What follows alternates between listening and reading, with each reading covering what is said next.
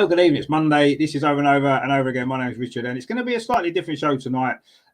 We had to rearrange things because we've got a very, very special show for you at 8 o'clock tonight. It is a special Highbury Matters with Melvin. He's got a really special guest, Jill Armstrong's joining him. So we thought we'd have a little shuffle around. I thought we'd get a show in anyway. We're opening it up. There is a link to the studio. It's in the comments box on the video there, in the pinned one at the top. If you click on that, you can come through to the studio, give your thoughts on all the things to do with Arsenal or anything else really that you want to talk about. And mainly as long as it's to do with Arsenal would be ideal, or football certainly. And then we can get through that as well. So, yeah, please feel free to join in if you want, or you can put your comments in the box and we can have a conversation that way. That's fine. So we've got until just before 8 o'clock because Melvin will be taking over the reins at 8 o'clock and going into the Highbury match. So that's on a different stream. So we'll probably shut this down about 10 to 8, 5 to 8. And then everyone can jump over and watch that. Now, we've already got somebody with us. He's a familiar face to the channel. We can't see his face today because his camera's not on, but it is Sean, who, of course, has been doing the Arsenal review extra time with Steve earlier in the season. How you doing, mate? You okay? Yeah, I'm not too bad, mate. How's it all going? Yeah, not too bad. Obviously, things have gone quite well in the time that you've been away. I know you've been busy with work and what have you, so it's good to catch up. I mean, obviously, from Arsenal's perspective, it's not been a bad couple of months, has it? Let's be honest. No, well, I mean, there's not a lot. There's nothing to moan about. I'd say that. There's things to be cautious about. Definitely, I think there's definitely some reason to be looking at some games. I mean, the PSV game the other night. All right, it's not a first team, and okay, it's not the be all and end all, and it won't affect the qualification for next round. But PSV, I watched them at the start of the season against Glasgow Rangers in the qualification for the Champions League group stage, and they are a very, very ordinary side. So I was a bit concerned about that. But that said, PSV did play well, and every dog has their day, as they say. And then there's the United game where it was what it was. And what I've seen actually is the United game not be a bad thing. Some lessons being learned. You know, you can't always fight fire with fire. That's not how it works in football. You've got to be tactically slightly more adept than that. And I think he's learned, Arteta, that is, from what I've seen, that to be a little bit more subtle with his tactical changes, I think. And probably some more decent training ground stuff that's been done to try and get around those sort of problems. But we're going to have to wait until some away games against some harder sides, I think, to really see how much we're in the fight. Yeah, I mean, I kind of agree. I mean, when I look at, so far this season, I mean, obviously we're top of the league, 2 points clear, lost one game, drawn one game, won 10. It is a fantastic start. And as far as I'm aware, we've never had a start like this to a Premier League season, certainly, and even a top flight season before that. I mean, maybe in the 1930s, perhaps, when we were winning it every year, we may have done. But whatever, it's a great start to the season. We can't question that. My slight, I wouldn't say concern, but my a little nagging thing away in my mind is that I look at the fixtures that we've had. We haven't played Newcastle at all, and they're going to be difficult games. We haven't played City at all. That obviously we know how difficult they'll be. We haven't played Liverpool away, a traditionally tough game for us. Tottenham away, another place where we very rarely get a result from. Brighton, a team that are a bit of a bogey team for us. We haven't played them at all yet either. And had we played some of those teams or all of those teams in one way, home or away, I would have maybe been looking at it and thinking, yeah, okay, I'd start to be really, really confident of where this team can go. But because we haven't, the biggest test that we had obviously was away at Man United. Away from home, we lost. Yes, we beat Liverpool at home, and that was a fantastic result. But then everybody's beating Liverpool at the minute. So is that quite as good as we thought at the time? Maybe, I don't know.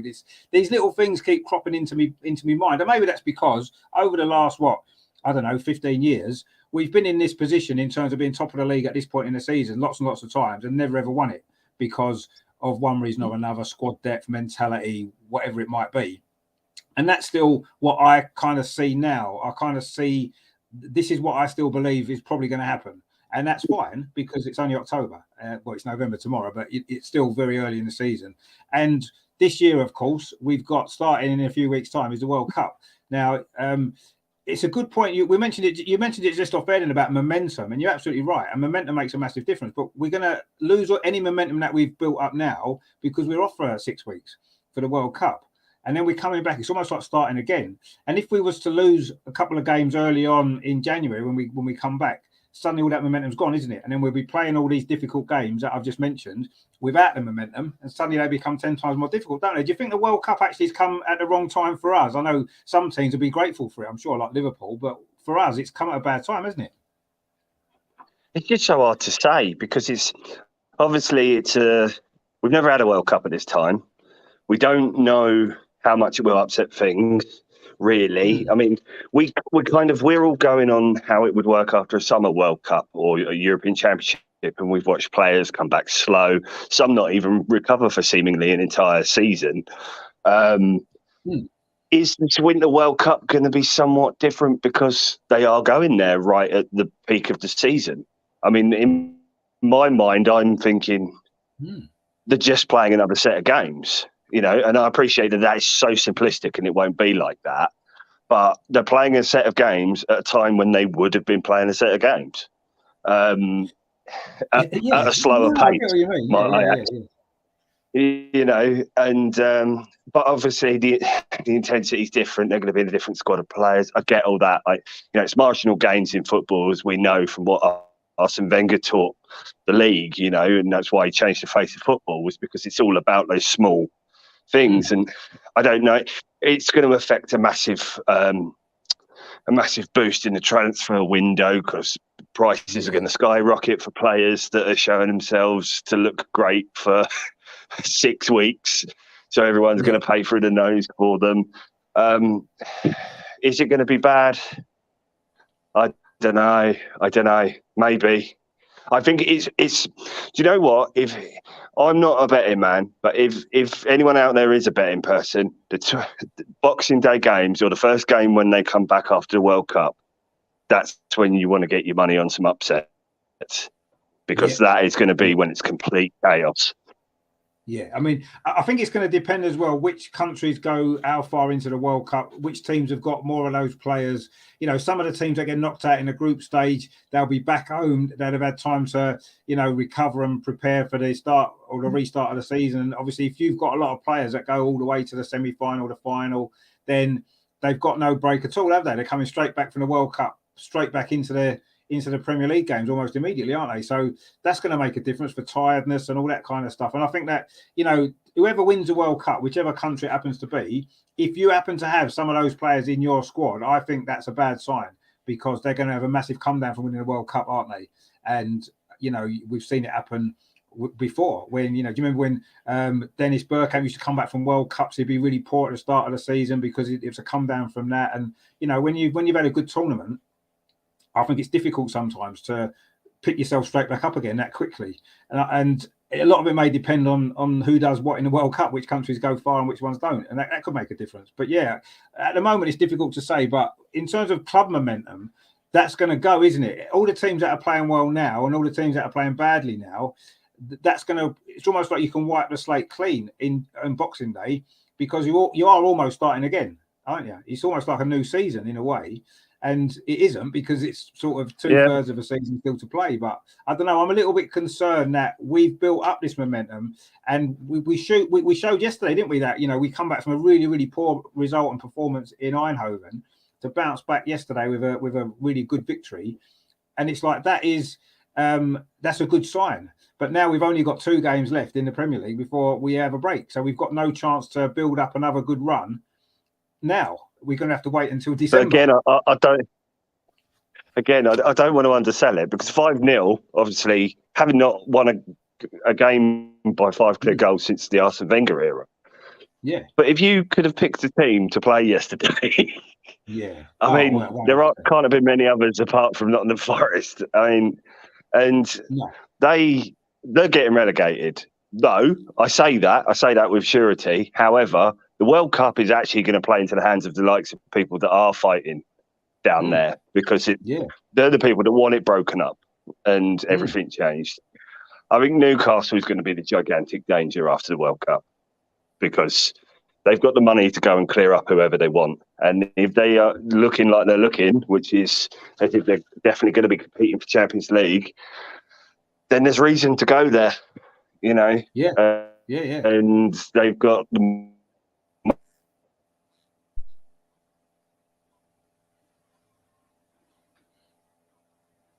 Oh, we just seem to have lost. We seem to have lost Sean there briefly. Yeah, hopefully, you can come back very shortly. But no, I mean that's a good point, and I do feel that Newcastle are the biggest threat to the top four. You know, I think they've got a really, really good chance of finishing in the top four this season, and what that means is it's at the expense of somebody. And if we're going to get in the top four as well, when we didn't make the top four last season, that's two of last season's top four that aren't going to be in there at the end of this season if that does happen. So, you know, Liverpool are struggling. They could be one of them too to drop out this year, perhaps. You know, who knows? Chelsea not really got their act going yet properly, but a new manager's coming, Graham Potter. I'm sure he'll do well.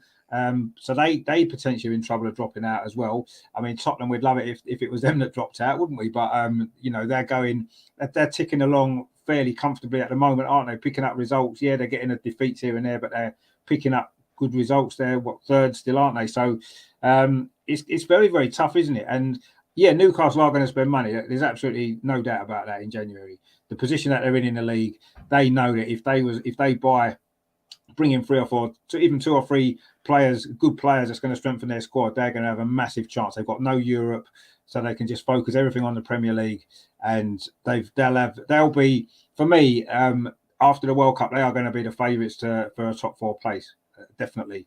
And they're another team we've got to play them twice still, you know, home and away. One in January, we play them at home in January, actually, soon after it all kicks back up again. And, you know, we've got them away at the end of the season. That could be a really big game as well. So, yeah, I mean, I don't know. You know, we're in a much stronger position at this point than any of us could have anticipated we would have been coming up to this World Cup break. You know, I'll think, well, if we're in the top 4 by the time the World Cup comes around, that would be great. And the fact that we're at the top of the table and we could potentially still be there in the next two league games, you know, they're 2 tough games away from home. Let's not kid ourselves. Potentially we could lose them both, but equally the way we're playing, we could get results in both of them as well. So, and yeah, we're in a lot better position than we thought, but there's still a lot of questions for me that have still got to be answered about this season. It's going to be, nothing's going to be really clear until the World Cup's finished, and we'll see the injury situation, the January window situation, and you know, I don't want to get carried away. And the reason why I don't want to get carried away is because I've been disappointed and let down a lot of times when you expect Arsenal to do better than we end up doing. You know, we've been in this position before, and we're top of the league in October, November, and then it's all fell apart. And the potential for that to happen still this season is still there quite strongly for me. Especially in the last few weeks. Yes, yesterday, you're right. Perfect opposition for us. When you just come back off the worst performance of the season, away in Europe, you've had to travel away in Europe as well, come back, quick turnaround. Who do you want to play? Well, let's be at home to the team bottom of the league. That's not a bad game to come back to, is it? You know, in that situation. And we made the most of it. And we won the game. Like you said, the biggest win in the Premier League since Arsene Wenger's days. That shows what a performance that was and what a result it was. But ultimately, it was not in a Forest. Bottom of the league, can't score goals. And once we went 2 goals ahead, that was it. Game done, wasn't it? And it was just, well, I think the best thing about yesterday's game, I would have said, would have been Reece Nelson, a player that can be brought in, who, you know, if you give him chances, looks like he'll put them away. And he's had a bit of a tough few years, I would have said. But I mean, what you were saying about the sort of like not getting ahead of yourself. But let's be honest, if you're a proper football fan, it's like you're married to your club, you know, and we've all been there. You're in a relationship with your club and your club has let you down. And you know that, you know, you're wincing, you're ready, you're preparing yourself for the thing that's going to go wrong. Or this has happened before, so this is probably going to happen again. It is. Let's be honest, being a football fan is like being in an abusive relationship. It's just a total, just wondering what is going to go wrong. And it's so strange because, I mean, a friend of mine once said to me who he's not a football fan, doesn't dislike football, but he's not a football fan. And I always said to him, how can you not support a club but you like football? He said, because it never ends. No, and I went, well, what do you mean? He said, well, it never finishes. It's not like you complete it. It's not like it just never ends. You can win everything, and that means that next season can't be as good. I mean, it's a mad way to think, I know, but no, but that's actually true, though, isn't it? That's actually true because no matter what your club achieves, and every club's got their own ambitions and what's success and what isn't for each individual club.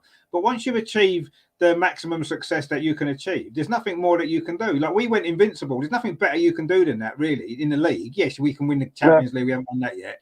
But technically, there's nothing better than that, is it, that we can achieve? So where do you go from there? Do you know what I mean? It's downhill, isn't it? And you've got to start to accept the fact that actually it's never going to quite be as good as that again. But that's got to be fine because we've got no choice in the matter. And it used to be worse. So we've experienced it all. But that's actually true, though, isn't it? I like that kind of analogy because it's so true.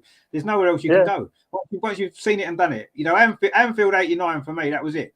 Nothing is ever going to top that. So what's the point almost? But ultimately, the point is you want to experience it again. You want to something like that could happen again, and it could happen to us, and we want to experience that again, don't we? But it probably won't. Well, this is it. The first English Football League game that I ever remember seeing live was 89, Liverpool against Arsenal. And obviously completely fallen in love with football. Italia 90 the following year. I do remember Ireland against England in Euro 88 the year before, but the first league game I really remember was that. Yeah. And it was like... It's how I often thought that. That's the pinnacle of football, that, isn't it? That's the pinnacle of football. You're never ever going to beat that ever. That's just it. That's the top. I always wonder about. Imagine you're a United fan who starts supporting them at the start of 1999. It doesn't.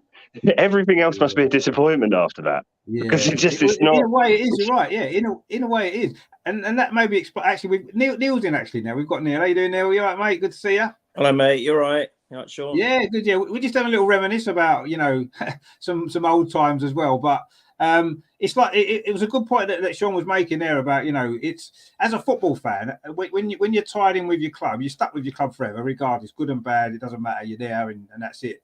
But when you've experienced some of the things that we've experienced as Arsenal fans, Anfield 89, for example, and the Invincible season, all those great things that we've seen, there is a tendency to feel that you're never going to experience at those highs again to that level, and almost like winning things now would be great because we haven't won. We're winning the Premier League now would be amazing because we haven't won it for nearly 20 years.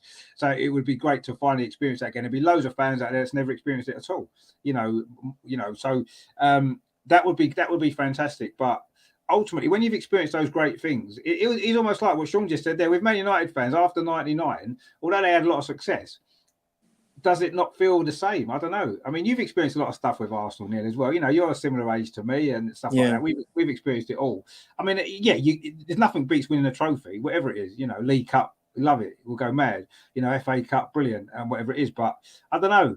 That feeling from '89, that feeling of the Invincible season, when we finished that season, when we beat Leicester in that last game and we knew we'd gone for a whole season without losing, those things are just, the FA Cup when Andy Linnigan scored in the last minute to complete the double, the first ever domestic cup double, all these things we've experienced that, can we ever feel like that again? I don't know. I don't know if we can. Sean, do you want to go or shall I go? Don't mind. Shall I go? Yeah, go on, Neil. Yeah, I think so for me my earliest memories are sort of mid 70s and onwards. So for me, us witnessing that the FA Cup final against Man U in '79, I was in tears. I cried again in the next year because we lost.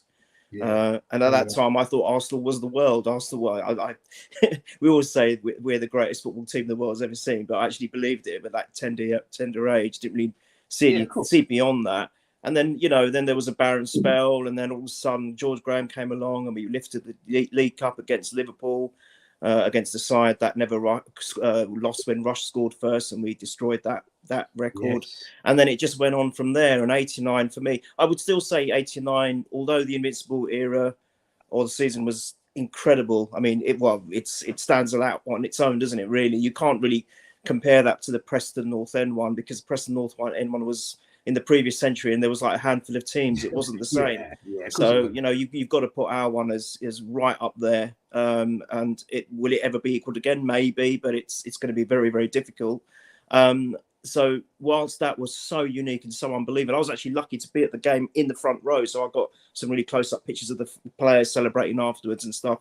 And there was nothing like it. But for me, 89 will always stand out, because 89, the emotions that evoked within me, I don't think I've ever felt. We've never seen a league title before, had we? We've never seen one like before. that. Nothing like that. Yeah, for myself, it was my first.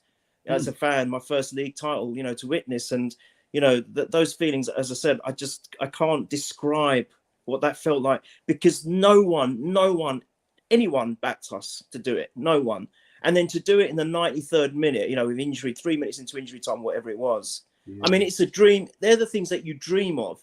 I'm sure you guys have dreamt as kids, even now, that you'd come on as a substitute maybe and score the winning goal in the FA Cup, or in the very last kick of the game. Or, I still do now, Neil. I still have that dream now. Even the Champions League, you do. So it's stuff of fairy tales. So, but I think, Richard, to answer your question, and I didn't hear what you guys were saying, because I was struggling to get on today.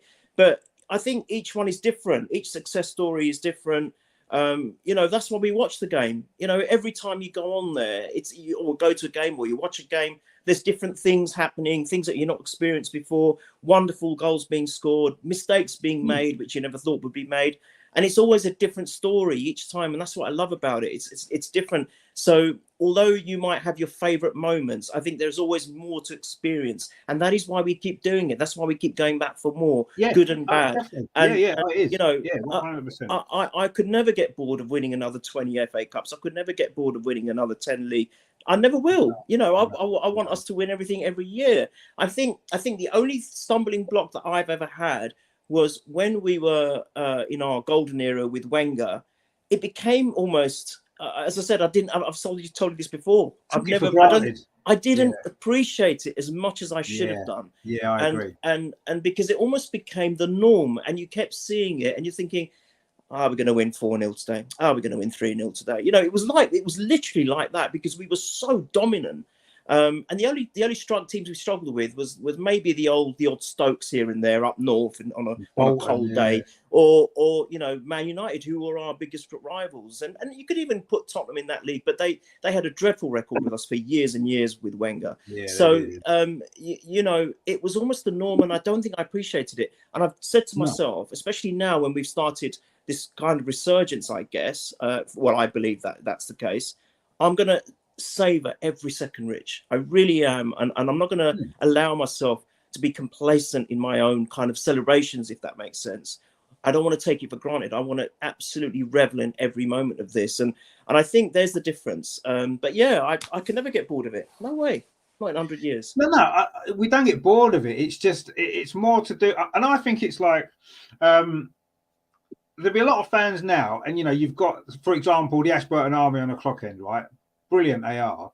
They won't have experienced Arsenal winning a league before, because they'd have been too young, most of them, right?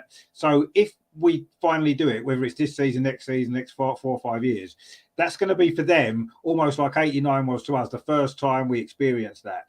And it's going to be amazing. Honestly, it will be. I mean, it'll be amazing for us, having experienced it a load of times after that as well. But it will be amazing for them. And I want us to achieve a lot of things for people like that haven't experienced what we've experienced. They've not been lucky enough so far to have experienced it. We were fortunate. We've been fortunate. We grew up at the right time in a way, didn't we? So we've gone through the George Graham era, the Arsene Wenger era, and there's nothing going to top that for that long period of time, 20 odd years of amazing, amazing things. I think what's going to happen is we're going to get the odd great moments here and there scattered around every few years, maybe, if we're lucky. The odd league title here and there, possibly a European trophy, hopefully here and there. But I don't think we're going to have a dominant period of like that amount of time with that amount of trophies crammed into. I don't think we will. Just the way that football's changed, the money, other clubs coming into it, instead of just 2 or 3 teams chasing the trophies now, there's going to be 7 or 8 or 9. So your chances are less each year, aren't they? So we're going to have to, and it might make those moments better because they'll be so much rarer. We experienced, like you said, under Wenger, in the end, was almost like, well, we're going to win everything this year. It's going to be brilliant because we expected it because of how good we were. And we'll never feel like that again. Well, I won't, I don't think, because I just can't see us being. ever been that good again. But isn't it the case with everything like that? I mean, I love what Neil just said there about, because Neil, it was, if we just turned that off for a moment and like read the words out, you were just talking about life. It literally is just a case of going, if only I knew what I knew now. And it is, that's why we all love football. You know, like 2:30, anything's possible. You know what I mean? And that thing as well, you know. 4:30, you're pulling your hair out if you've got any left. Yeah, but then there's also the thing, you go to the stadium, you're with everyone, and it's like, we'll get through this together. It's that kind of thing. And there's also the thing of 89, like we've all said, I mean, let's be honest, it was like a fairy tale. You know, even the players didn't honestly think they were going to win if you listen to what they've said in years afterwards. You know, Lee Dixon didn't even go to the after party because he'd planned to go and see his cousin who'd come over from Australia or something, you know. And it's a thing of, and it's weird because we put that 89 there and go, that was the absolute, like, you know, like a pinnacle football. But in 91, it was a near on unbeatable team. It was. So it's really strange that, we see it like that. Funny. Yeah, no, you're right. And it's weird because, you know, 89 for me, I almost forget that was a whole season because that felt like a one-off game. And it obviously summed up. It was a mad time though, wasn't it? Because we won the league. Whereas 91, that I always look back on 91 as the whole season, the season as a complete thing. Every single game was brilliant that season. And that felt like a proper season, a proper league title, whereas 89 felt more like a cup final, you know, as though what happened before it didn't seem quite as important in terms of the games, really. Some of them stood out, but ultimately it was all about that one game, whereas 91 was about the whole season, how great we were. And again, with you know, the Invincibles in 04, that was the whole season, wasn't it? It wasn't a one-off game. Cup finals are like, aren't they? Like the Cup Winners' Cup in 94, that was like a one-off game, really, wasn't it? The final, brilliant, and the Cup finals, FA Cup finals. And 89 was a bit like that, wasn't it? The ultimate result was winning the league, which we'd never seen. But for me, I always felt that if we'd never won the league again, if that was the only league title I'd seen us win, as great as it would have been, I'd have felt a little bit maybe cheated that I hadn't seen us win a proper league title over a season rather than just a one-off, like a cup final game. Do you see what I mean? And the fact that we did it afterwards, we experienced that as well, and again a few times since. What you guys were both saying there as well about it being a thing, because it's almost a description of football as well, and I'd say we're all the right age to be able to talk about this particular subject. The fact that, like Neil was saying about taking for granted when it was so good so often. I mean, look how much football we get now. You know, you've almost got a live game every day. I mean, we all remember the big match on a Sunday. We all remember that you didn't get every game on Match of the Day. No, and the fact that you maybe got 3 games highlights a week, and that was it. You didn't even see the others. Yeah. And that was if you were lucky enough that they were the right games that were decent. And it was all televised, because if you remember, Match of the Day didn't televise all of them, you know, and you're lucky to get the highlights. And we were heavily reliant on the papers, the next day papers. Teletext when it came about, which was amazing. I still love teletext. And you know, the reports that you'd get from your mates speaking to them on the phones if they'd been gone to the game or whatnot. You know, that was it. It was very limited. I think that's the other thing, Sean. You're absolutely right. I think the other thing is the limited exposure we had to it. Now we can pick up our phones. I mean, without sounding crude, sitting on the toilet and stream a game or watch the highlights. Become that accessible, which is a good thing in a way. I mean, there's pros and cons with technology, but the good thing I think is for those people who maybe logistically too far away to support a club or watch a club live, they can at least join in and, you know, participate that way. And I think that has been a revelation in itself, that, you know, it's kind of expanded the fan base for all the clubs to a wide audience, whereas before they might not even have known of the club, and even if they did know of the club, they wouldn't hear or see next to nothing about it because there was no internet. And I think that has also transformed the way supporters kind of behave, I guess.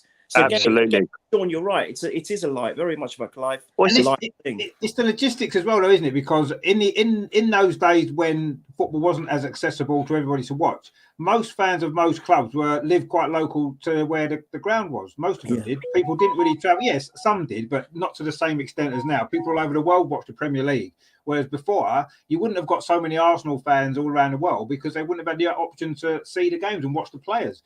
And I think that's what's changed, hasn't it? Now the fan base of most clubs, you know, not just Arsenal, not just the bigger clubs, but all the clubs now have got fans all over the world that watch their games regularly on the telly. They get up at 2:00 in the morning to watch the games, all this, that, and the other, and that it's opened up football to a wider audience, which is a massive positive. There's no doubt about that.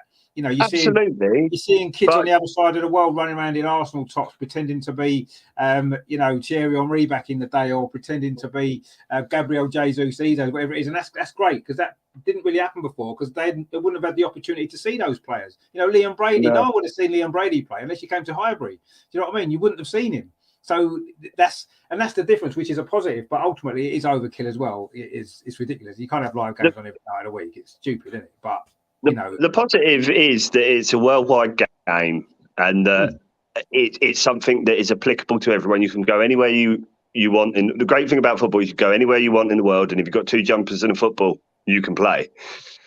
But do you remember what it used to feel like, given the time we're in now, do you remember what it used to feel like just before a World Cup, knowing you're going to see a bunch of players that you never see?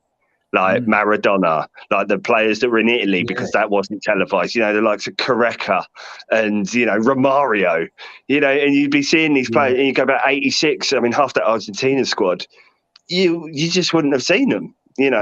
Maradona, we knew about, but, you know, and how I used to love reading newspaper reports because, you know, that was the only way you got to know.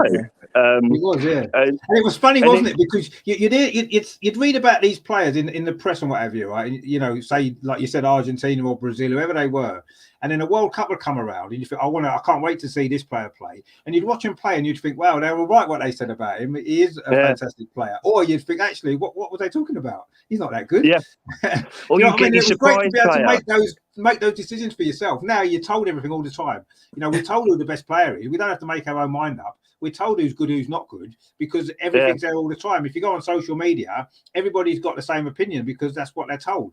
And in them days, it wasn't like that. You had one newspaper or two newspaper reports. That was all you had to go on. Yeah. And you had to base your opinion on that. And you saw a player play, and then it's like, oh, okay, yeah, they're right. He's fantastic. Or unless it was a European Cup or UEFA Cup or Cup Winners' Cup, you didn't see him. No, very good point, John. You know, the likes of.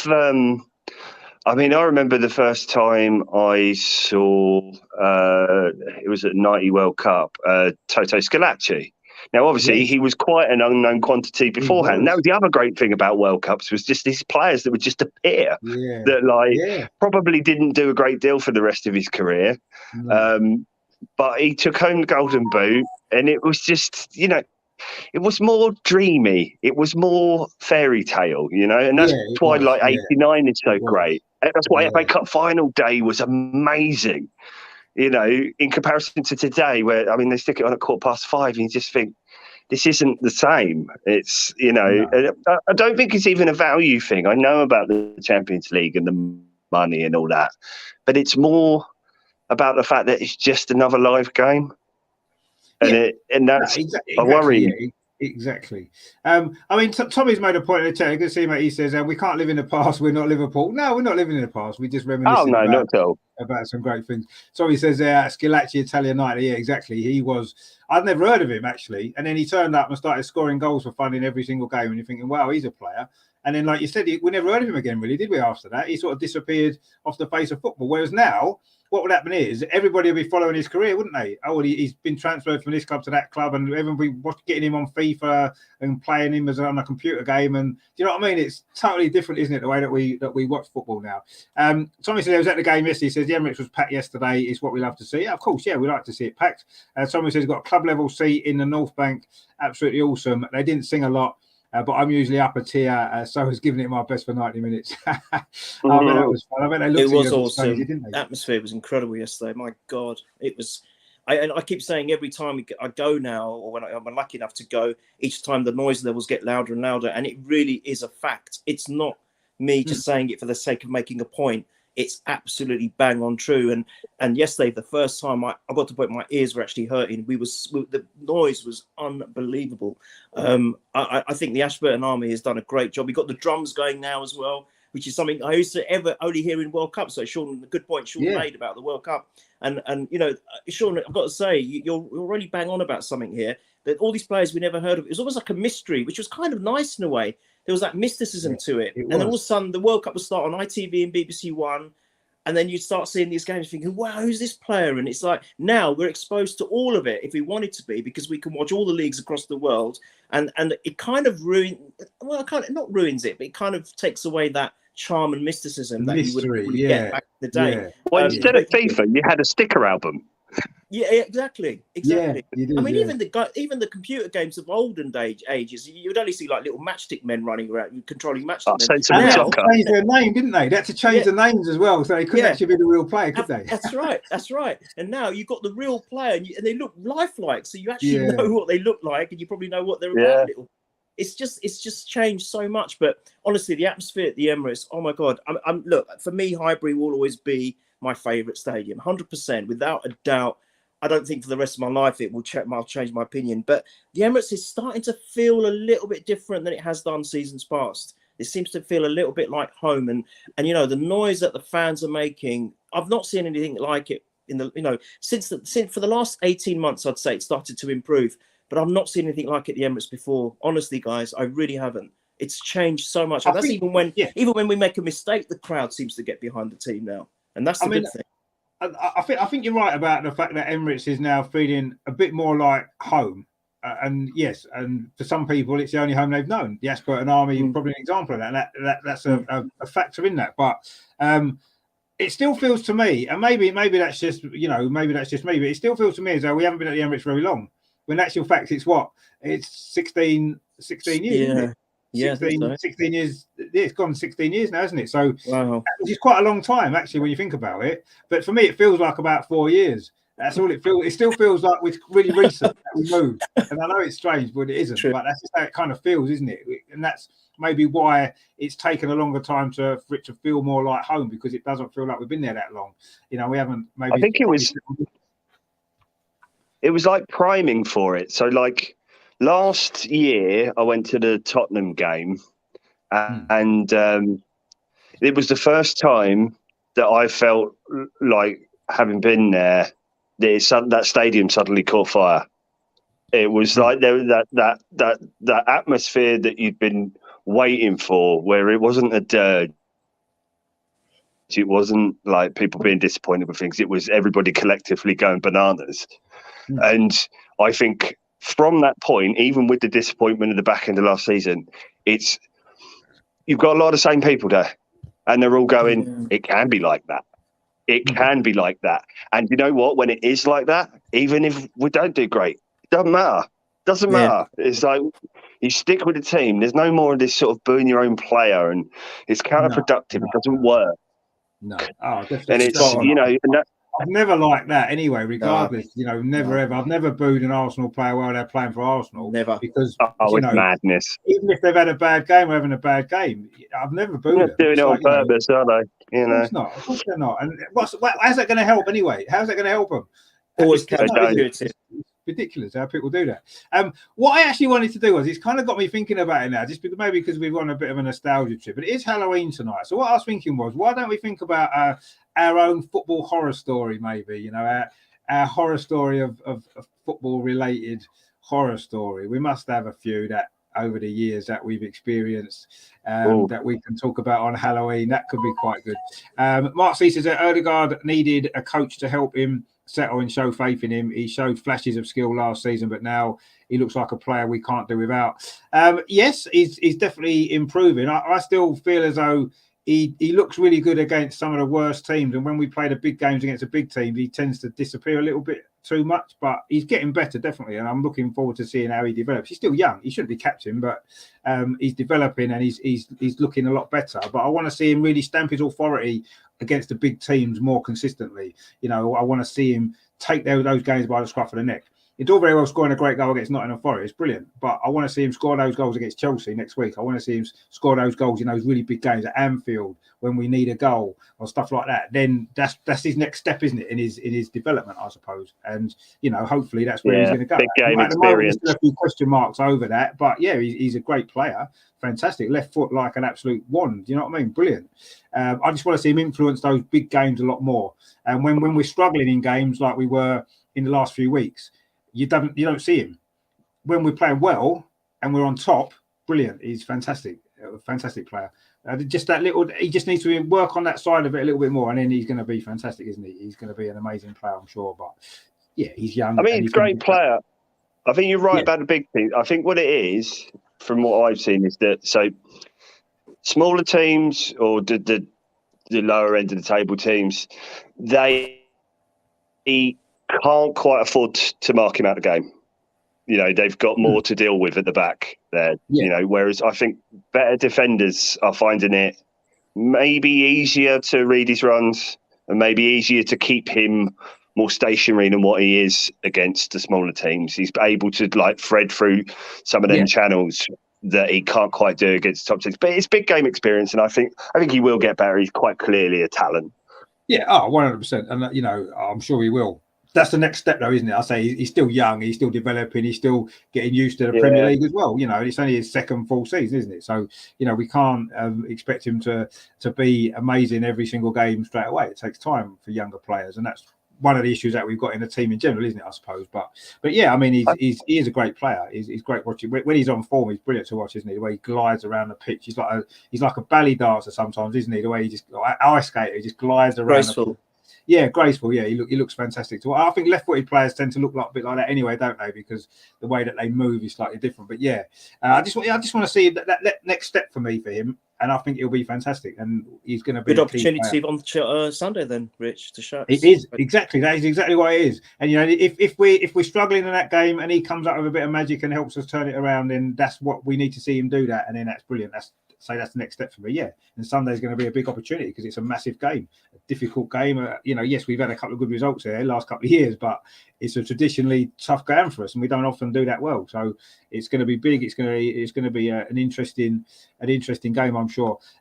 Torrey says there it's 100% better than last season. I can't say a lie. The Ashburton Army are doing their bit, but if everyone knew the songs and gave it their all, I still get annoyed with what I call the 85th minute crew. Yeah, I understand what you're saying, and I suppose with the bigger clubs in the Premier League, the bigger grounds, you're always going to get people that go that aren't. I don't want to call them not proper fans because they probably are proper fans. They're just different type of fans. They don't go there to sing the songs and do that, do they? They go there for the experience of being in the stadium and enjoying the Premier League football. And that's fine. There's nothing wrong with those people coming to the games, but that obviously means that you're never going to get 100% of the crowd 100% singing and dancing and jumping about, because you're not going to get that with 60,000 people in the ground, because that's not how it works. And that's why Highbury because Highbury was smaller, you had a bigger percentage of the crowd that were more those type of fans. Whereas now we've got more people in there, so it's a smaller kind of. There's more of the more quieter fans going and want to sit and watch. Those grounds are built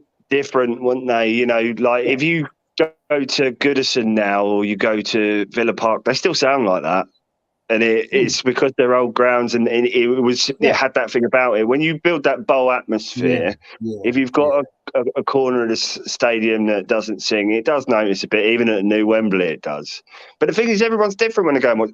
I'll be honest with you, I don't sing. I'm not one of them. I'm literally watching the game like a hawk, and everyone next to me is singing. Yeah, like you said, everyone's different. That's fine. You know what I mean? You don't have to necessarily be singing. As long as the majority of the crowd are, it's going to be a good atmosphere, isn't it? You only need 70% of the crowd to be singing. Even 60% is going to make it sound loud in a 60,000 crowd, isn't it? So that's fine. The vibe, isn't it? It's the vibe of everyone. Yeah, exactly. I must admit, when we was at Highbury, I thought that. It felt like more the crowd were involved in that kind of stuff with the chanting and the singing and all that kind of. It felt like it more, but that's because it was smaller. A smaller stadium. It was more compact and everything was pushed in. So when the North Bank was singing at Highbury and he was on the clock end, you could hear him really loudly because it wasn't that far away, really, were they? Or if the East End was singing, whereas now you can, but it's further away. It's different design of ground. You're right, and it does make a difference. But yeah, well, they were doing it yesterday. They were singing the good old "We're the North Bank." We're the North Bank with the clock and ends. when you were in Highbury, when we used to do that, oh my god, the reverberation around the stadium was amazing. And then the East Stand and West Stand sometimes would get involved as well. And then yesterday it was happening. Although it was good, it you're right, it felt distant. It didn't feel like it was close because it's further away, isn't it? Because it's a big stadium. So the sound gets lost a lot more than it did at Highbury because it was so compact and and that's the way it was. But we can't do anything about that. That's fine.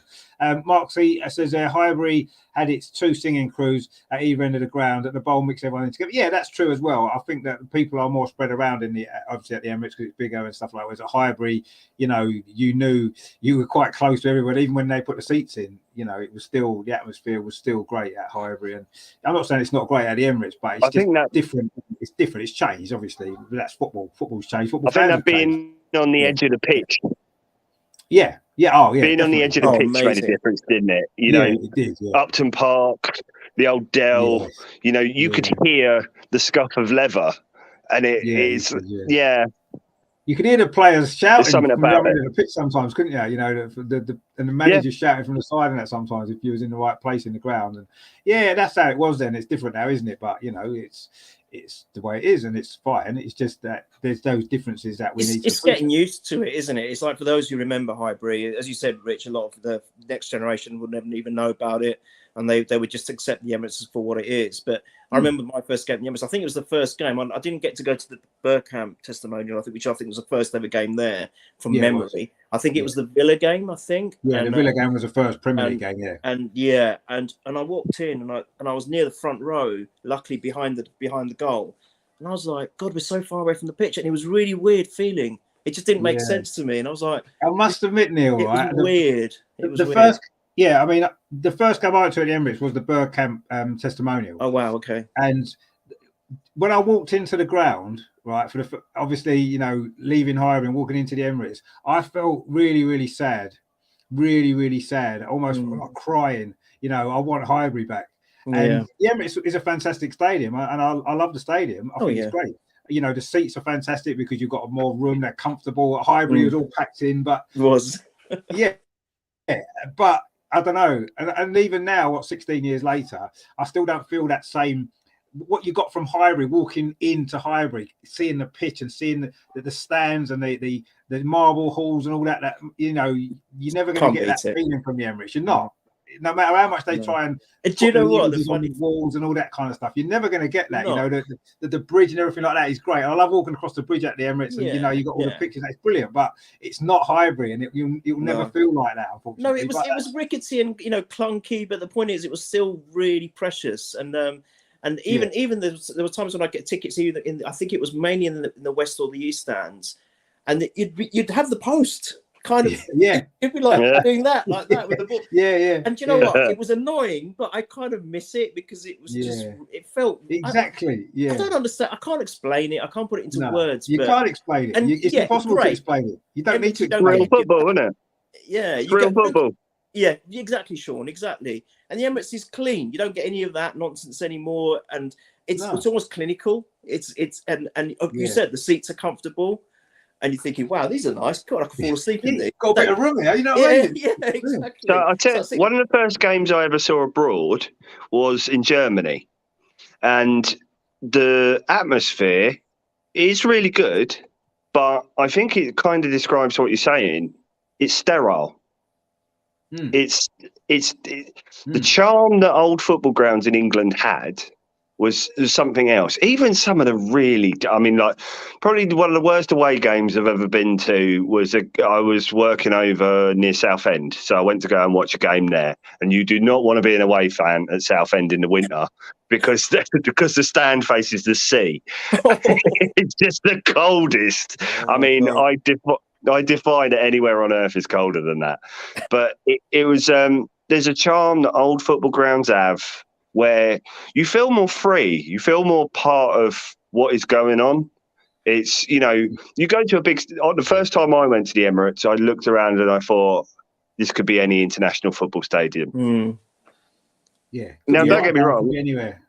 I don't feel Yeah. like that anymore. You go there, it's made its home. It's been there long enough, so you kind of it's gaining its own history as it goes. Yeah, no, you're right. Yeah. But 100%, 100%. I agree. Hey, it's Halloween, and I'm all for being nostalgic. So I'm loving the chat about old football stadiums. Even the old Wembley. The last time I went there. Oh yeah. And I remember going for a piss. And it was horrible as well, but I kind of missed disgusting. it. It was horrible. It stunk. Some areas really smelled. It was like horrible. It was a horrible stadium. Yeah, it was gross. Yeah. But the thing is that whenever you went there, there's that thing, isn't it? It's like ghosts of football. You kind of go, who's played on this pitch? Yeah. You know, Ajax won their first European Cup on that pitch.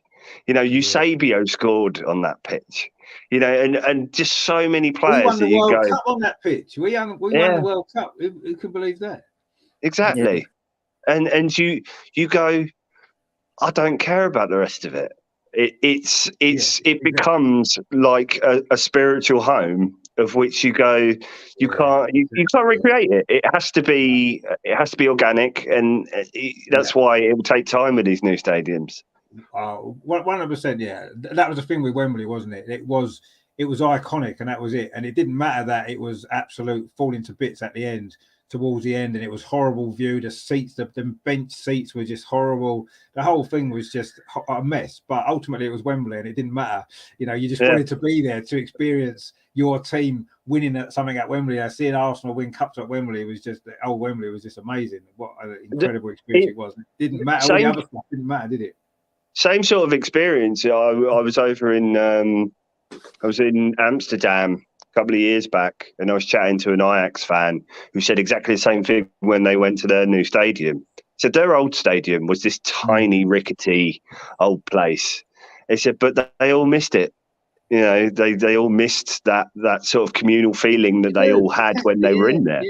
Yeah, you do. And it doesn't matter that the new stadiums are better. It doesn't matter. It doesn't matter that it's comfortable. It doesn't matter. You don't want to be a digit, do you? No, you don't. Yeah. No. And it's a shame, really. But anyway. Yeah, I think that's a great point. Sure, I think it made you as an individual feel very special. You felt part, as you said, community. It was different. I think you saw more for your faces as well. You went. I mean, I was never lucky enough to have a season ticket, but there's many games as I went to. Sometimes I'd bump into the same old faces. And the Emirates now, it's hard. It's very difficult to do that now, unless you pre-arrange it. If you actually arrange to meet, then it's the only way it can work. And I think you're right. I think the Emirates, like a giant local pub. Yeah, exactly that. There you go. It was like a giant local pub. Yeah, no, I can't follow that. That's exactly spot on. That's what it was. Yeah, exactly. It was exactly. Yeah, that's what it used to be like. Now it's kind of like a small festival, like Glastonbury, where you don't know anyone. There's loads of people there, you don't know any of them, but you've all experienced the same thing in a different way because you was there somewhere. I mean, talking about Halloween, and I mean, we've all had some horror stories from football, I suppose, and probably my biggest one was the FA Cup semi-final 1991, which again at the old Wembley, kind of brings you back to that. Now, for some reason, I can't remember now. I had a season ticket at the time. Me and my mates had a season ticket in the clock end at Highbury, but we couldn't get a ticket for that game, whether it was because it was on a ballot or whatever it was. I can't remember now, but we didn't get tickets for it for whatever reason.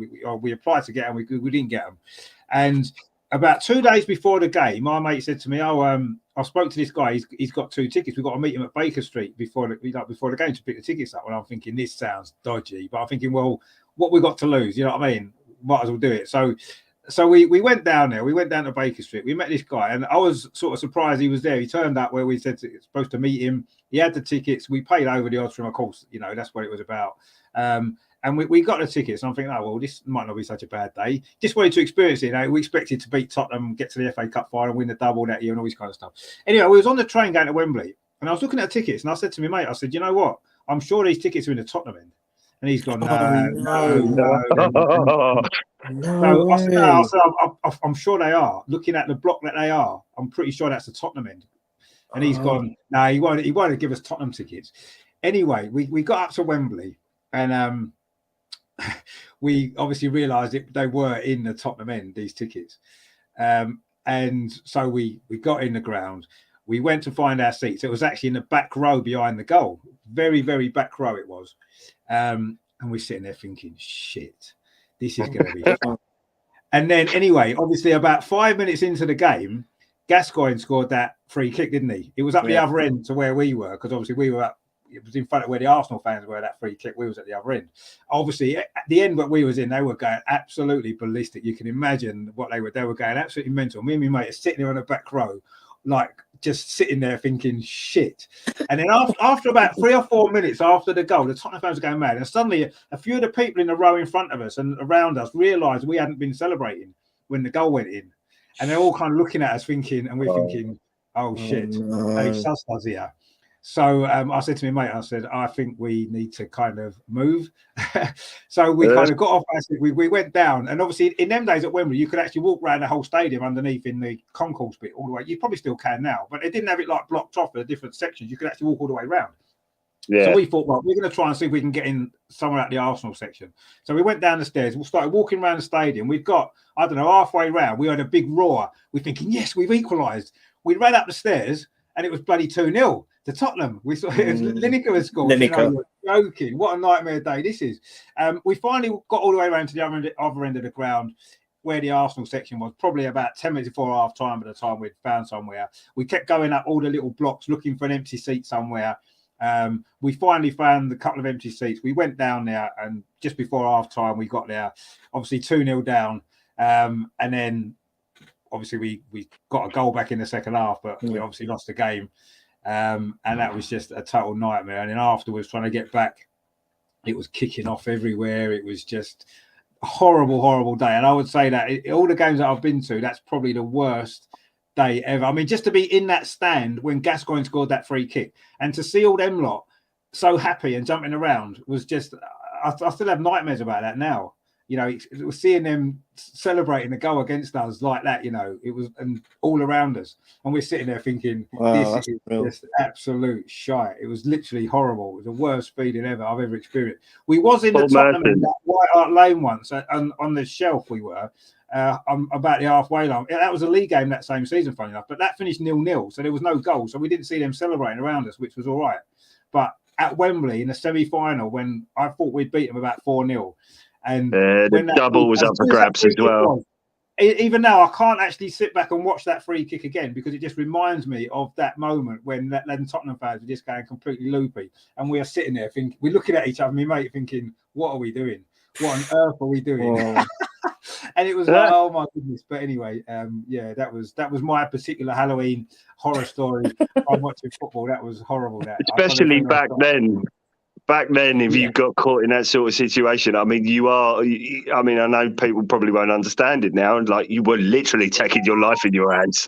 I mean, it probably was better. We maybe got away with our lives because Tottenham had scored and they were winning, so they were happy. If we had scored, I hate to think what would have happened because I don't think we'd have been able to stop ourselves from doing something. I mean, you couldn't just sit still. Do you know what I mean? I don't know what would have happened if we'd scored. I suppose in a way, luckily from our safety perspective, Tottenham had scored, so they were quite happy, and they probably didn't mind the fact that we were in the wrong end. Well, there's a period you say about the tickets getting fucked up. There was a period of 4 years where all the semi-finals were at Wembley in 91, 92, 93 and 94. And there was a lot of tickets got mullered up. But you were probably lucky you were at Wembley as well, because I mean, I know it tended to be a bit more, not quite as dangerous as say going to Villa Park or the City Ground or any Old Trafford or any of the rest. But oh Jesus, that sounds hairy. It was horrible. I'll never ever forget that feeling of sitting there watching them celebrate when Gascoigne scored that free. I love Paul Gascoigne. Don't get me wrong. You know, he's a great guy, great character, brilliant player. But I'll never forgive him for that, actually, because he put us through, 10 minutes of absolute hell that day. Yeah. But I suppose it's an experience, isn't it? And it's what going to football is about, I suppose, isn't it? You experience highs and lows. Highs and lows, exactly. Yeah, and that was never a great. That wasn't a great moment, but anyway, it's something that happened, and that's. That was quite a horrific moment on Halloween. It wasn't on Halloween, but it's a Halloween memory, I suppose, a horror story. Tommy says there, a similar thing happened to me and my mate at Highbury against Middlesbrough. How'd you get in the away end at Highbury? This lad clocked me and my mate straight away. I didn't even know you could get into the away end at Highbury without being an away fan. Anyway, but we left before full time for saving. Yeah, exactly. We was in the main stand at Anfield once. Do you remember the game when Paul Merson scored the winner in '91? And we won 1-0. The only tickets we could get for that game were in the main stand at Anfield, like overlooking next to the Kop it was. And we went there thinking, this will be all right. It won't be a problem. As it turned out, there was about 250, 300 Arsenal fans in that same section. So they must have got the tickets from the same source that we did. I don't know. And it wasn't, obviously, we were quiet. We were sitting there quiet. And then obviously Merson's run through and scored. And such a big game, we couldn't help ourselves. And we were lucky that there was a good few hundred Arsenal fans in that same section that we were in. That day. We went absolutely mental. Anyway, we had to leave before the end because we would have literally got killed. We knew we would have got killed. And we all said, right, okay, now it's time to go. So we left about 5 minutes to go. So we missed all the celebration at the end, which was a bit of a shame. But yeah, that was a bit of a strange one because we were getting, people weren't happy around us, put it that way, that we were celebrating the goal. But, what can you do? You're not going to go that way, to Liverpool and not celebrate when you scored. Of course. Even if you're in the wrong end, it's just one of them things, isn't it? But yeah, we had to leave before the end. Yeah, good 5 minutes before the end. I've had not too many nightmares actually at games. A couple of games where I haven't got a dog in the fight, as it were. So I went with a mate to go watch West Ham Millwall, and that was not nice. But I'd say mine's not. Yeah, I can't decide between two. So I weren't at the games, but I think it was the first time I sort of realised football isn't a fairy tale and doesn't go the way you think it will. It's either England, Holland in Rotterdam, qualifying for the World Cup in 1993. Yeah. Do I not like that? And Koeman should have been sent off, and then he scores the free kick, and Platt, we would have a penalty. But because that was the first time I think I sort of realised, I got to that age where we just went, so we don't qualify for every World Cup then. So things don't go our way then. But I think worse than that was 1995 against Zaragoza. Oh yeah. Nightmare, yeah. Because I remember 94, absolutely brilliant. Smudger, even though Ian Wright's suspended, scores the winner in the final against a team of stars. Yeah. And then in 95, and that Arsenal team were on the, I wouldn't say it, not so much on the wane, but they weren't as good as that team here. They were on the wane. Yeah. But they were. So you had that semi-final against Sampdoria, and a bloody good Sampdoria side as well. Yeah. And they won that penalty shootout. Stefan Schwartz scoring the free kick in extra time, and absolute sort of madness. Dave Seaman's penalty saves from Attila Lombardo, and you're like. So when it got to the final against Zaragoza, who even though they beat Chelsea in the other semi, because I always thought that was quite a disappointment. I wanted to play Chelsea in the final. Yeah, and you thought, no, we're beating Sampdoria. We'll do this lot, And anyway, when it's 1-1, and it gets to that final minute, and you're thinking, penalties. We'll have penalties because of what happened in the semi-final. So it's got Dave Seaman, haven't we? Come on. Of course. We've won. We've won on penalties. I remember thinking that. Exactly. We definitely won on penalties.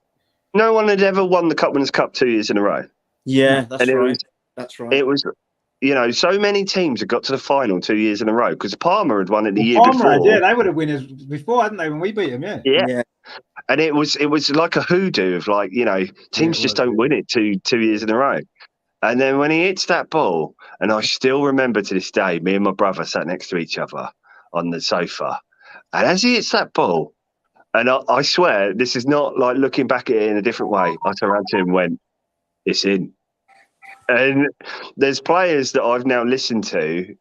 Paul Merson's one of them, who says he saw him hit it and he went, "It's in." And it sloops over. I was at the other end at the stadium because we were there that night. I drove to Paris for that. I drove. It took absolutely about 5 hours, 6 hours to drive there from Calais. And It was horrible that because in the semi-final, Chelsea had got knocked out. Zaragoza had beaten Chelsea. And there was a lot of Chelsea fans that had bought tickets for the final, anticipating they were going to be there. And right. there was a lot of Millwall fans had come over. The atmosphere in the Arsenal in that night was hostile because it wasn't just Arsenal fans. There were Chelsea fans there were Millwall fans, there were West Ham. It was just a mixture. And it kicks off the night before amongst Arsenal fans in Paris. It was the atmosphere, that whole build up to that game was horrible. It was just horrible. It was. And then obviously the game itself. The game was just before the breaking point, wasn't it? That England game over in Ireland that got abandoned. Yeah. It was. And my goodness me, that's right. And that was when it all got cut because it was like, look, we've got the Euros the next year. This can't happen. And that's when the FA really started getting on their metal. It did change a bit after that. But I remember that. Obviously, it was 1-1, like you said, in extra time. I think, well, we're going to win this. We're going to win on penalties because, Seaman won't let it in, will he? He saves them all. And then you're right. We was at the other end. We got a perfect view of that. As soon as he hit that ball, I thought, shit, we're in trouble here. Because Seaman was too far off his line. I'm thinking he's not going to get there. And then, obviously, he sent it up in the net and it was like... Do you remember earlier in the game, he tried it earlier in the game and he hit the corner flag? Yes, he did. Yeah. So he did mean it, but the thing is, I know he meant it. Yeah, he definitely meant it. But the thing is, the worst bit about it was there's a moment of silence, isn't there?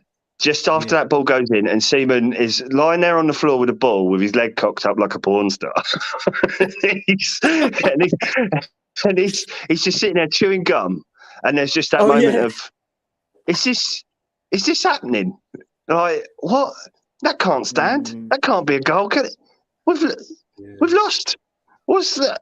And it's just one of them moments where you learn all about football, and you just go, "Oh yeah, this is football. Oh yeah, this is what can happen." You do kind of learn more in those moments. So I think sometimes when you experience that, then obviously winning stuff's great, but you learn more about yourself as well. I think when you experience those moments. I mean, that was actually that was a horror moment, that when that goal goes in, and then me and my brother we looked at each other just in absolute sort of mouths open, just like, what, eh? And then the ferry home the next day was fun and all. We drove back to Calais. What a horrible journey home that was. That was like seemed to take about 4 days to get home. Oh, just horrible. What a horrible few days that was, by the way. Horrible. So that's my footballing nightmare. Well, thanks for reminding me of that anyway, Sean. That was nice. Cheers. That's all right. It's happy Halloween, mate. I'd almost forgotten about the horror of that experience, but that's just reminded me that actually that was probably worse than the Tottenham thing, actually, to be fair. Do you know what? Let's call that just putting that spirit to the grave then, shall we? Yeah, I think we need to. I think we definitely need to. The horror of Paris 95 is, has been relived. I mean, Neil, and who knew 7 years later we'd be watching Ronaldinho do it again? I can't beat that. Just the one where Sean's mentioned. I happened to be watching that with my cousin, who's an ardent Tottenham fan. So can you imagine the abuse I was getting? Jesus. Oh, Christ. Oh, yeah. And I was thinking, hang on, he don't play for Tottenham anymore. But that was the only source of weaponry that they had. Ex-players doing us over. That's how lame and pathetic they were. So I kind of held my own a little bit, but it didn't help the situation because I was obviously devastated that he hadn't won it. And I forgot that. We would have been the first team to retain it. And it was we missed, what a missed opportunity. We very rarely retain anything, though, do we? Let's be honest. We've retained the FA Cup a couple of times, but and we haven't retained a league title since the 1930s. So we very rarely retain anything that we win. We're just a one-off. We just have to make the most of it because we're not going to win it next year, usually. But I've always thought that's what made Arsenal a proper club. Well, the fact that we didn't win things 2 years in a row. Well, no, you're right. Look at United in the 90s, Liverpool in the 80s and late 70s, and then you got the Leeds Uniteds, and in the 60s, Tottenham in the earlier part, I suppose, won a few in a row. Just one season. Arsenal,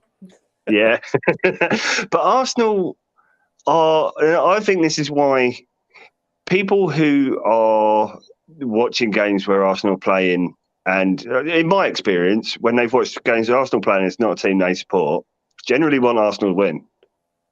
And the reason for it is because Arsenal are not a team that dominate the landscape. They're not a team that you end up hating because they've just ground everyone down. You've probably got a point. Apart from the 1930s when we won everything every year, We were hated then, apparently. We were called Lucky Arsenal, and we said, yeah, what, we're in the 30s, so, you know, maybe that's true.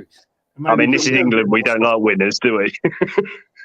No, my one is what you touched on about the FA Cup, retaining the FA Cup. So do you remember when we were playing the FA Cup semi-finals at Old Trafford for those three seasons? Right? So I was lucky enough to go to all three, and then the nightmarish one, I guess, and it's one of two nightmares I've had. It wasn't too bad, but because it was a win, we beat Tottenham, so that was great. Oh yeah, I think it was Perez that scored, or Perez got injured. Yeah, it was Perez. Yeah, yes, Perez got right. the winner, yeah. So what the idiots at United Old Trafford had done, the organisers, and I think I might have mentioned this before, the way they arranged the exits. So we're driven by car. My mate had driven by car, so we'd parked at the stadium in the car park. What we didn't realise, the exit where the Arsenal fans were coming out were going into the Tottenham car park, and vice versa. So when we came out of the exit to go into the car park, all of a sudden someone like brushed past me quite hard. I thought, what's his problem? And I turned around to face him off, and I was faced with 100 Tottenham fans looking at me, and I was literally on my own because the other three guys I come with had gone a bit further up, so I was lagging behind. And I thought, honestly, that was it. I thought that was the end of my life because, and I thought, you know what? For once, don't be a stubborn mule. Forget your pride. Be a little mouse. And I literally put my head down and I was going to slowly whimper off, and luckily they didn't do anything because they were obviously vexed at the fact that they'd lost and we'd beaten them. Yeah. And I thought if I give them any ammunition or any signal to say, all right, come on, bring it on then, which I probably, being me with my hot head, may have done if there was like one or two of them, but not that many.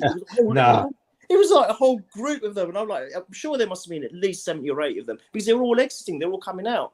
And they all looked at me at the same time as if, go on then, what you got? And I'm like, no. So that was probably my most fearful moment that I've experienced in football ever.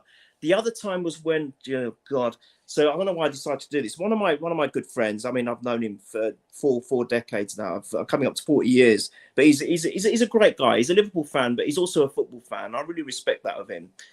He used to want me to get tickets from during the Wenger era, which we talked about, the golden era. I used to get tickets for him because he wanted to come and watch Arsenal because he loved the way we play. That's how he is as a football fan. Because he said Liverpool are a bit mediocre at the moment. I want to see some good football. So he used to come and watch sometimes I'd get him a ticket for the games and he'd love it.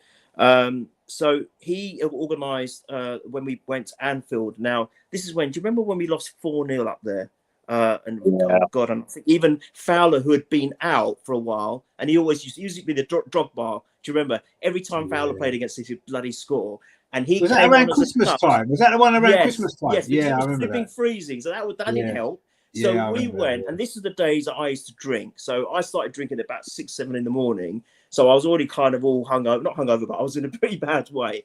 We went into this ground, and I was only with one other Arsenal fan. We had 10 Liverpool fans with us. And then they obviously got the tickets in the Liverpool stand. So myself and Mickey had to not pretend, but we were like, we couldn't get upset too much when they scored because they were scoring and they were dominating the game. And every time we had a chance, we just had to keep our mouth shut. But the worst part of this was that I could stomach all of that because we had decided to go. So that's fair enough. But it was on the way home. The amount of abuse that the two of us got was unbelievable. So you can imagine the train journey all the way back. I think it was St. Pancras. I can't remember which station it was. Oh my God. And plus I'd been drinking all day, so I wasn't feeling great. And that was probably my worst travel away nightmare ever. It was just a horrible, gloomy, crappy day. And I'm sorry to swear, but it was awful. So that was my Halloween moment, I think. That sounds grim. It was horrible. Sounds pretty grim, actually. Yeah. I mean, I can remember going to Anfield once, and it was chucking it down with rain. We set off early in the car thinking, oh, yeah, we'll be fine. And we got into the ground at half time because the traffic was just standstill on the M6. And so we got there at half time. We're thinking, oh, okay, fair enough. It was still 0-0, sort of, say luckily, but it was still 0-0. We hadn't missed anything. And we got to the ground in the second half, and it was literally the worst 45 minutes of football I've ever seen in my life. And it finished 0-0. It was just dreadful. Nothing happened in the game. There was nothing to get excited about at all. We got soaking wet. And we got home like another 6-7 hours later, and literally saw 45 minutes of crap football. We spent probably 10 hours stuck in traffic there and back, and it was like, why do we bother? Why do we bother going to football? But because of all the great moments that you do get as well. Exactly. That is life as a football fan. Exactly. That is the life of a football That's fan. part of it. And the thing is, to be honest, if we didn't have those bad experiences, we wouldn't. You wouldn't enjoy the good ones as much. No, you see, No. we just wouldn't. No. It's in a way, it should happen to us so that we know when it's good. Wow, that is really good. You know, Bob Mills tells a good story where he says that if I turn around to you, because he's a Leyton Orient fan, he says, if I turn around to you and I say I was with my wife for 10 years and we had 2 kids and then things didn't work out and we broke up and now I'm with another person, you wouldn't think anything of me. But if I turn around to you and said, I changed my football club. Yeah. Right, don't talk to me. Get out. I'm not talking to you. Yeah. You're married to your club. That's just how it is. No, you are. You're right. And it makes no difference. They can treat you badly and you put up with it because that's what you do. And you'll wince every time you think something the same is going to happen again. Yeah. No, exactly. Guys, I could talk about this all night. I really have to go. I've got to go back to work, unfortunately. It's really same.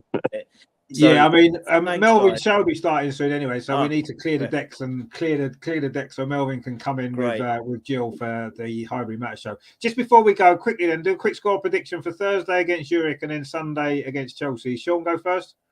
2-0 against Zurich, I reckon, and I think it could be 1-0 against Chelsea. I think we would take a 1-0 to be fair away at Chelsea at this moment in time. Neil, what are you thinking for the Zurich and Chelsea games? I think he's gonna probably want to. Obviously, we need to win or match PSV's result, so he's going to go for quite a fairly strong mixture of players. But I think there will be a few changes. So that means for me, I think Sean's probably not far off. It'll probably be around 2-0, maybe even 2-1. So I think a job done, professional job done. I think on Thursday, Chelsea, I'll go 2-1, and I'm going to say just as a scorer. Jesus has got to get scoring again. Jesus, Chelsea 2-1. He needs a goal. He needs a goal.